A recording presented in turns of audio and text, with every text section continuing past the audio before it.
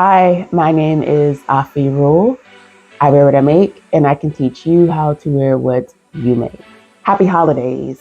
It's the end of the year, and I have been reflecting on this past year and years past of my life.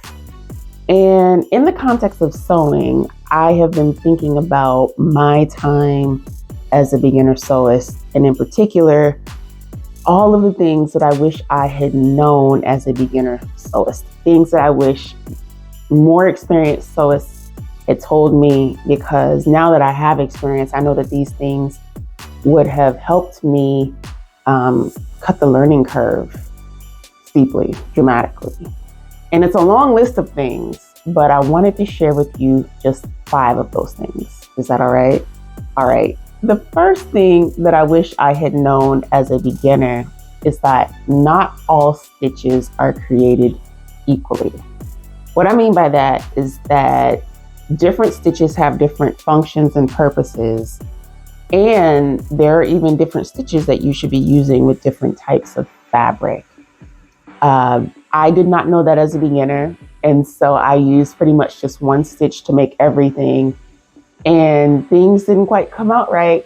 I've got the garments to prove it. And those garments are going to be a different talk for a different day. So the second thing I wish I had known, or I wish I had done, is I wish I had kept all of my completed sewing projects. There was one project in particular that I'm thinking about. It was a pantsuit. It had this really dope blazer with matching pants. And I should not have been making it as a beginner, but I did. I got through it, and it didn't quite come out the way that I wanted. And instead of just keeping it, I donated it to a local organization that takes clothing donations. And looking back, I really wish I had not done that. Not all of your sewing projects are going to come out the way that you want. And even if you make something, you don't like it, and you never wear it again, keep it.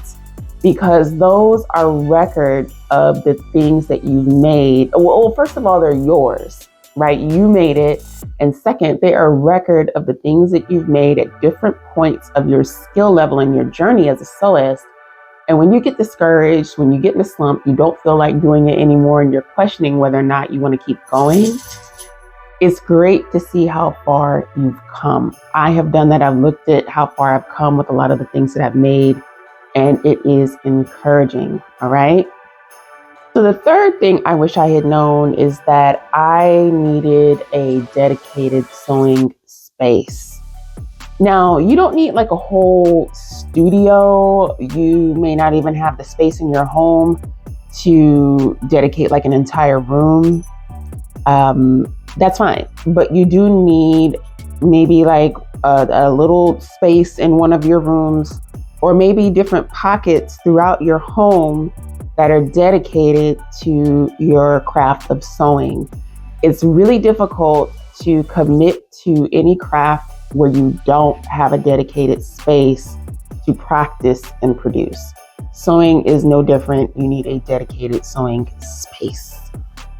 So the fourth thing I wish I had known is how to troubleshoot my sewing machine. Now, your user's manual comes with a lot of information on how to do that. But I didn't know that. I did not know that at the time. Again, that is something that I wish more experienced sewists had taught me. And even beyond just the manual, there are things that more experienced sewists learn by becoming intimate with their machine that they can kind of teach you, all right? And we're going to be getting into that in 2024 in the Wear What You Make community. More to come. So the fifth thing that I wish I had known is to stick with easy sewing projects. So I alluded to it before with that pantsuit that I gave away. I had no business making it as a beginner because it was a more advanced sewing project. Yes, I finished it. Yes, I got through it. But there were lots of things that I missed that I probably wouldn't now because I'm more experienced and I know how to look up how to do things if I don't know them, right? And that's where you need to be when you're trying your hand on more complicated and more advanced sewing projects. As a beginner, You need to be focused on projects that are going to, number one, give you the best chance of completion, and number two, the best chance of completing something correctly. That is how you build your skill set and how you build your confidence. Those two things are necessary for beginners, because when you don't have one or the other or both, it is very difficult to get better. And it's also very difficult to gain the inspiration that you need to keep sewing. All right, guys. So all of these things, all of these topics, we talk about them inside of the Wear What You Make community. You can join at 3pass.wearwhatyoumake.com. It's a 3-month pass where you get to join us, try it out, see if you like it. Well, I know you're going to like it, but you get to try it out before you make the commitment, okay? And in 2024, we're going to have some more sew-alongs. We're going to have more talks like these and more tutorials. And the best thing about the community is that if you have questions and you need help with your individual sewing projects, you can come in there and ask me, ask any of the other students, all right? So that is all I have. Oh my gosh, I can't believe that this is the last talk of 2024, but it is. All right, guys, so happy holidays, no matter what you celebrate and when. I'm gonna see you in 2024, and we are going to talk about sewing. We're going to get some sewing projects under our belt, and it's going to be our year to wear what you make. All right, guys, I'll talk to you soon. Bye.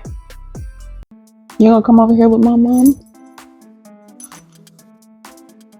Say hey, y'all. Hey, oh, don't do that. Don't be that way. Don't be that way. Oh, wow, way. Are you so sweet? Are you so, oh, you give me a kiss. Oh, yes, you give me a Christmas kiss. You wanna sit down? You sit down? Lay down. Lay down. All right.